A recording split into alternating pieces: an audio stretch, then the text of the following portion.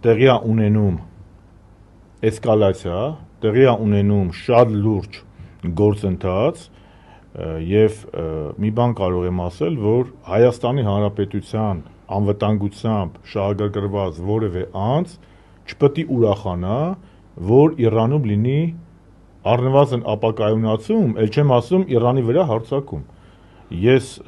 միշտ էլ եւ ընդդիմության եղած այսօր եւ իշխանության եղած ժամանակ ես Նիկոլի պես չեմ, էլի, որ երբ որ ընդդիմություն եմ ելնում մի բան եմ ասում, երբ որ իշխանություն եմ մի բան եմ ասում։ Ես հստակ ունեմ գոնե ազգային անվտանգության, պետական անվտանգության հարցերում ունեմ հստակ գիծ։ Մենք ունենք երկու բնական դաշնակից։ Դա Ռուսաստանն է եւ դա Թեհրանն է։